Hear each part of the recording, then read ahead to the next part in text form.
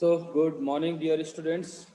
So, today we are going to be discuss about the column and start and the few Euler theories for getting the Euler crippling load at the different end condition of the column and stud. So, under this, the very important theorem is the Euler theorem, and by which that we can able to be find out the crippling load at which that column may you can by using this load you can design the column and stud how much load it can bear or not.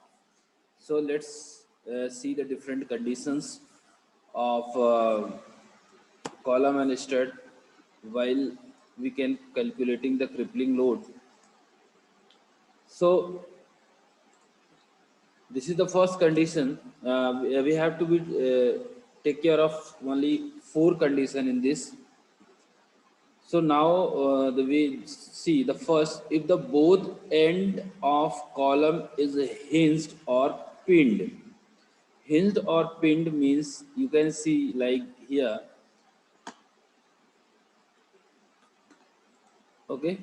So this is a pin, and here also a pin, and initially the column was straight, okay. Initially the column was straight, and then we apply this load P, then it's a bend, and the we have taken a section xx at a distance x from bottom end, and the deflection at the section xx, this is y, इसकी value है y. So this is the conditions.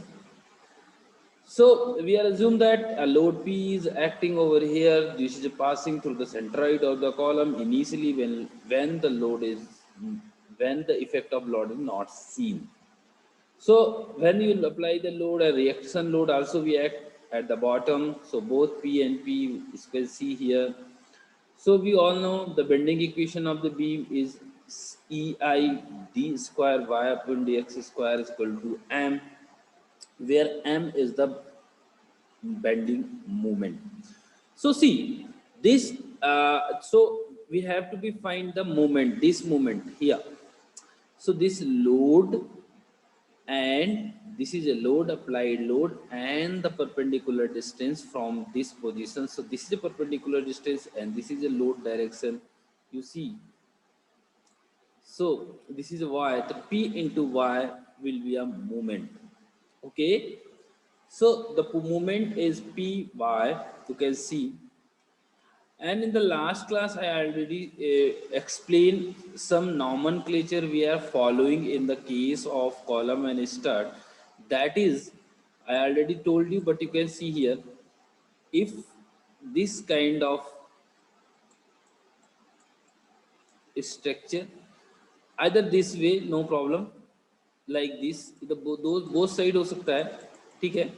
So if this type of the deflection occurs either this side or this side, it doesn't matter. So this we are considered as a negative sign, ठीक है. This is called a, we have taken the negative sign, so directly we have put here negative sign after equal to, because it's look like this, ठीक है. Concave, since it's concavity, this is a concavity, so it's we have to be take my consider minus sign. So this is just this is the sign convention. And another like diagram, this is the initial position. If beam bend like this, either this way or this, so this is, in this case we have take positive sign, this is the positive sign, okay. So this is a convexity. So this nomenclature you must remember when, और वहाँ remember वहाँ लगाना है where the P is associated, जहाँ पर P load आएगा वहाँ बस. छोटी छोटी चीजें we have to be take care of that. So this is the nomenclature for the column and stud. Now let's move. So here minus sign is came because this is a concave. So concavity, so directly we can take the minus sign, minus py. Okay, so now we are shifting this py in this way, so it's become ei d square y upon dx square plus py equal to 0. Now divide by ei in each term, so this relation becomes d square y dx square plus py ei is equal to 0. So one thing, see, we are assumed that this term, this p upon ei, this p upon ei is equal to alpha square. We have assumed that. So this become d square y upon dx square plus alpha square y is equal to 0. This is a differential equation where alpha is equal to p upon ei. So you see dear, this is equation, suppose इसको equation number 1 मान लेते हैं हम. This is equation number 1, this one, no, this one, differential equation जो आपको मिली है d square y and alpha square y, suppose this is equation number 1. So now you have to be solve this differential equation, and you know that how to solve this differential equation. You might be studied in this mathematics. So we have the two options. Either we go for the long procedure and find out the solution of differential equation, or directly we can write down the solution of differential equation. It's going on here. यहाँ जरूरत नहीं है because it's not a mathematics class. So you can directly write down the answer. But if you want to solve it, it's take around more time, because solving this differential equation it take time. So you can do, second option is then you can directly write down the answer. The many books are using the same things. Okay, because they are expecting that you are in the third semester, so you know knowing that how to solve the differential equation. So you can write the solution of this differential equation. So this is a y key hai differential equation. So solution must be in term of y. So y is equal to a sin alpha x plus b cos alpha x. This is a solution of this differential equation number 1. As simple आप याद रख सकते हो, a sin alpha x plus b cos alpha x. So now there you can see that if you apply the end condition of this beam, end condition is this, one is here, another is here. So if x is equal to 0, this x is, you have taken x from this. If x is equal to 0, so y is equal to 0 होगा, क्योंकि pin joint पे deflection जो होता है वो 0 होता है. Here if x is equal to L, if x become the L, then also the y is equal to 0. There is two boundary condition. We can use both here. So if x is equal to 0, definitely y is equal to 0. You put the value in this equation, solution 1 में. So you can see that if they put the x is equal to 0, तो sin 0 and it become cos 0. What is the sin 0 0 हो जाएगा, cos 0 1 हो जाएगा, तो b equal to 0 हो जाएगा. So by putting the first boundary condition and condition, so you have obtained the b is equal to 0, because it is a solution of this the equation number 1. So now we have to be get this value of a and b. Okay, so let's see. Then x is equal to 0 and y is equal to 0. You know that. So now we have b is equal to 0. To put b is equal to 0, this term is 0. Now a sin alpha L is equal to 0, or y is equal to 0. So it's become a sin alpha L is equal to 0. Ab this is the the product of a and sin alpha L is equal to 0. It means भी इनमें से कोई एक 0 होगा. तो if a is 0, if suppose a is 0, a 0 होगा, तो y की सारी वैल्यू 0 हो जाएंगी for the all value of which is not possible. So there is a no bending. So but bending there. So we have to be assume a this is 0 term. Sin alpha L is equal to 0. So we can put here sin alpha L is equal to 0. So sin 0 कितने पे होता है, पाई पे. तो we can write, हम लिख सकते हैं कि alpha L is equal to pi. Alpha L is equal to pi. So alpha is equal to pi upon L. So जैसे ही आपको यहाँ मिल गई value of alpha ये देखिए ये इक्वेशन जो है यहाँ से ये P जो है ना यही तो निकालना है, that is the crippling load. So हम इस वाले इक्वेशन में ये जो alpha square P I upon E I, इसमें अल्फा की वैल्यू रख देंगे, तो this Euler crippling load is equal to alpha square E I and put the value of alpha, तो pi square E I L square. This is the formula for crippling load या Euler crippling load when a when a column is subjected to is axial loading and the both end of the column is pinned or hinged. So ये आपको याद रखना है, पाई square E I upon L square for solving that numerical. So let's see the second condition. In second condition, one end fixed and other end free. Second condition, you can see that. Second one, देखो, you can see the one end is fixed. इसको हमने fix कर दिया. And another is free. So once you apply the load, is try to bend, and it is because it's a bend, it is free. So either it will bend this side or this side. So let's see.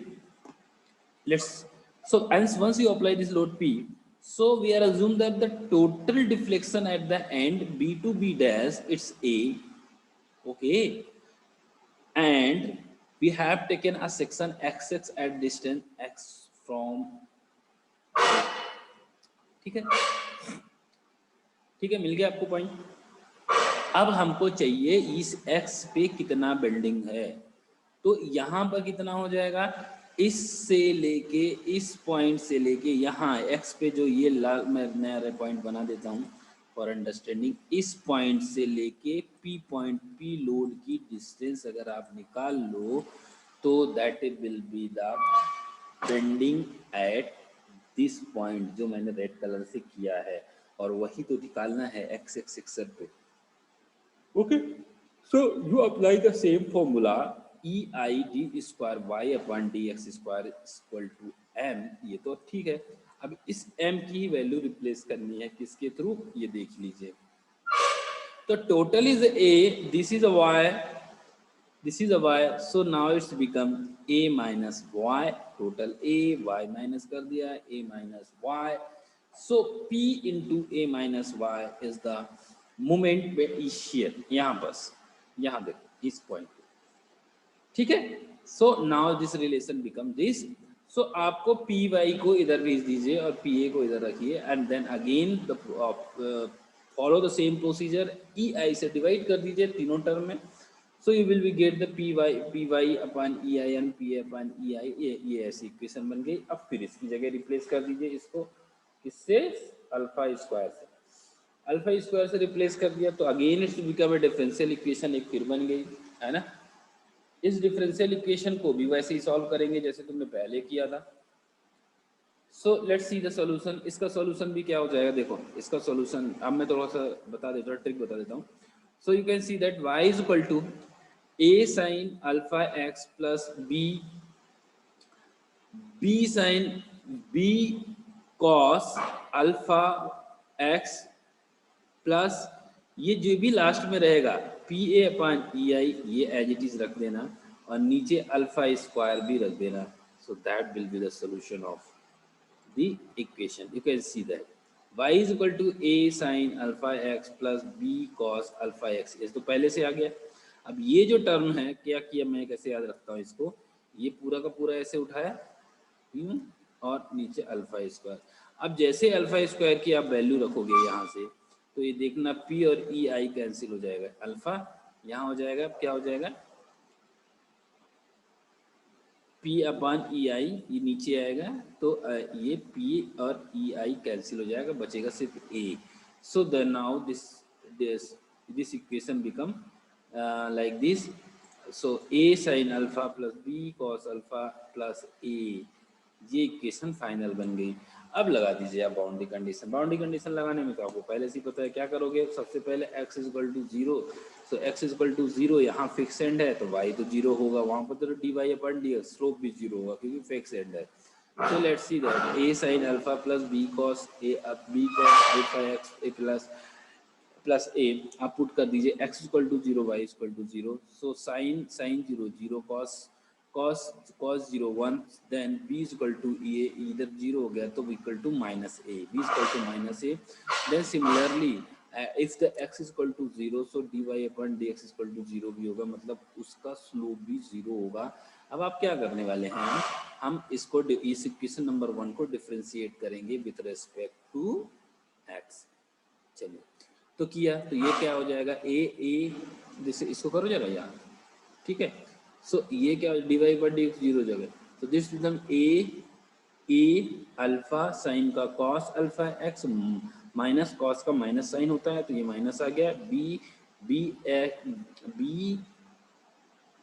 X नहीं B alpha होगा, ठीक है।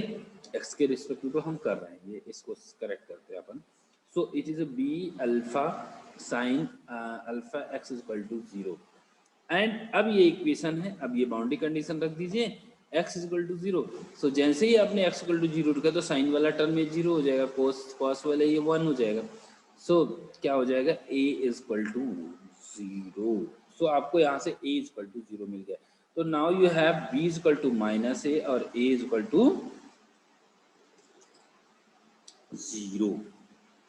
Let's see, अब ये equation में रखते हैं, जो पहली तुम्हारी नंबर 1 थी यहाँ पर रखेंगे a इज इक्वल टू 0, तो ये गया, b is equal to minus A और प्लस a, इतना ही बचा, तो y इज इक्वल टू हो जाएगा माइनस ए कॉस अल्फा एक्स प्लस ए, इन वैल्यू को आपस में आप रख और थोड़ा सा a कॉमन ले लीजिए, तो ये ऐसा बन जाएगा, ओके।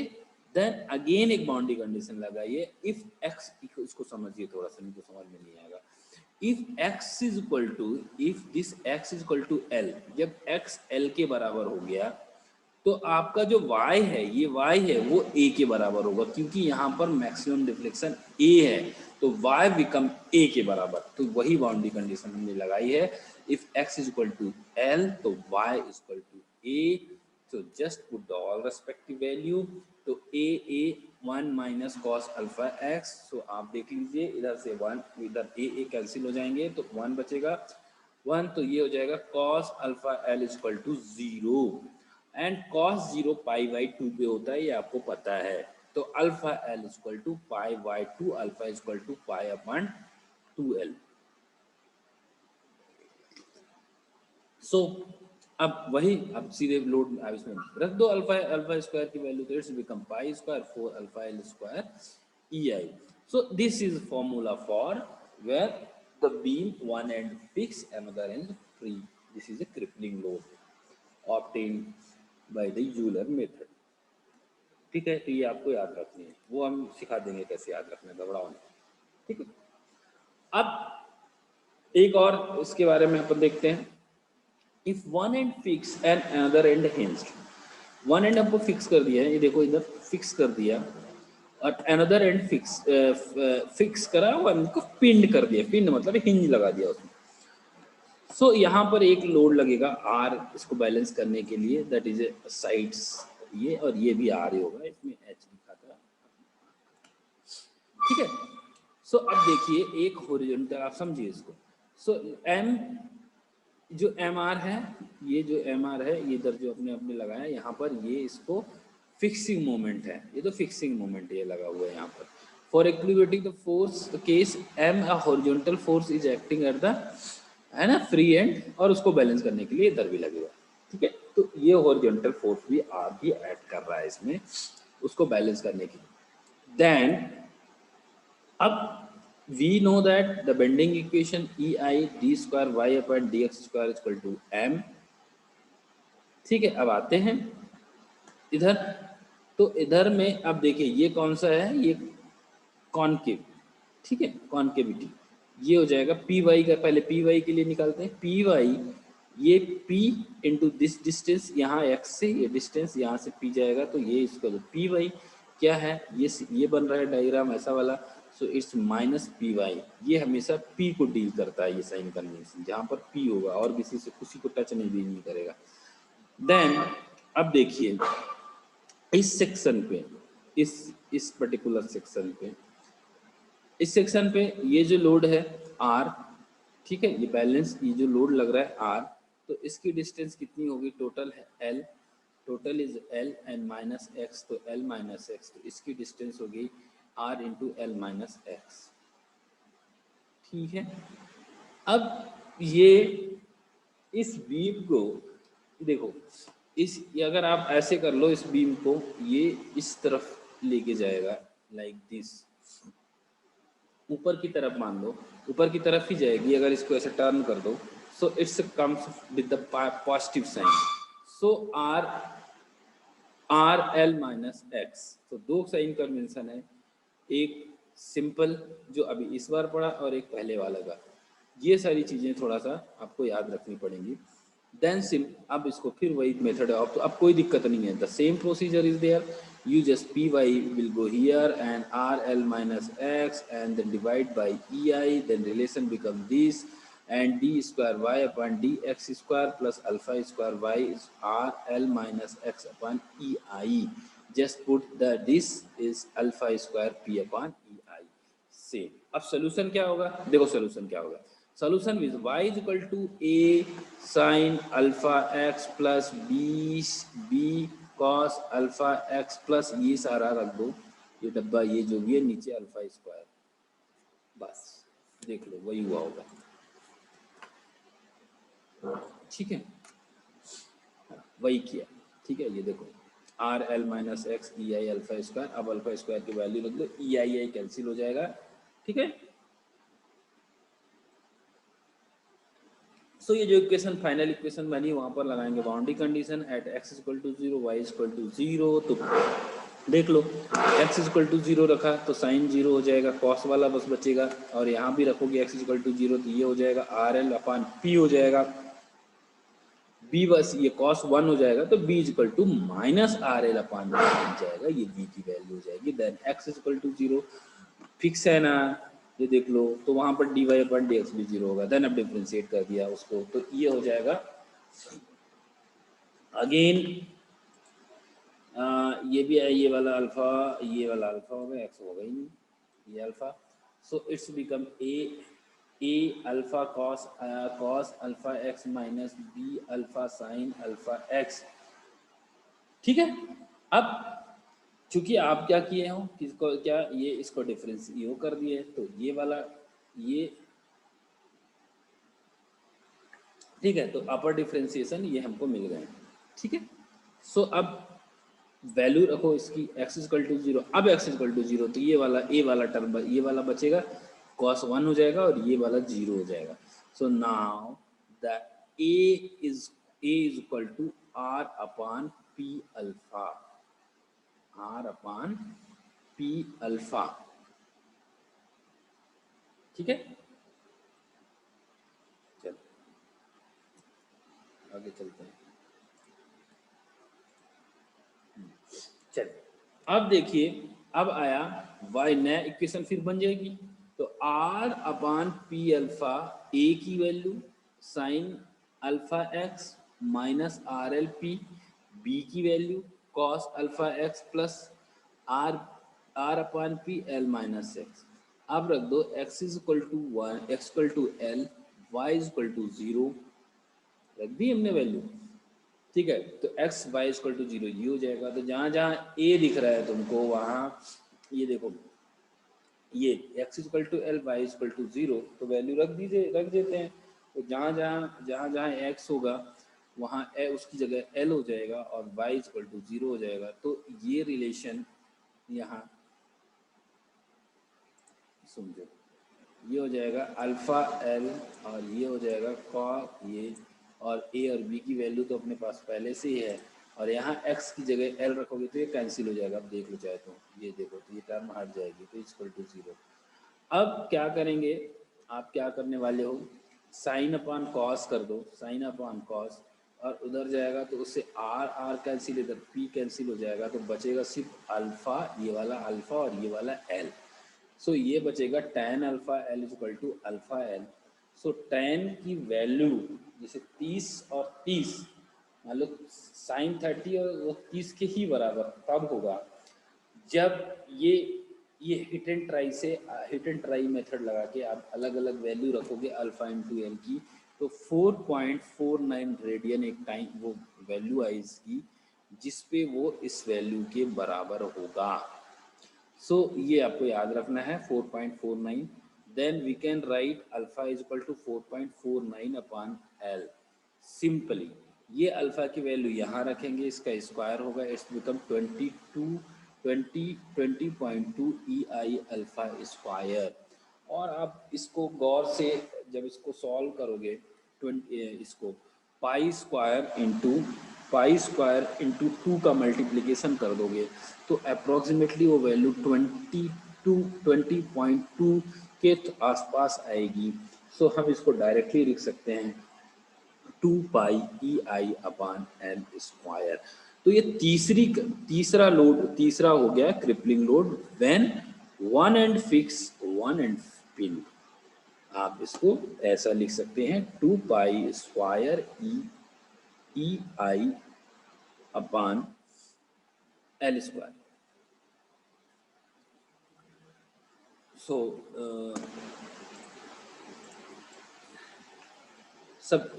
सब ये एक जैसे ही है, थोड़ा सा आपको प्रैक्टिस करनी पड़ेगी। So my dear student, thank you so much for attending the lectures. Let's see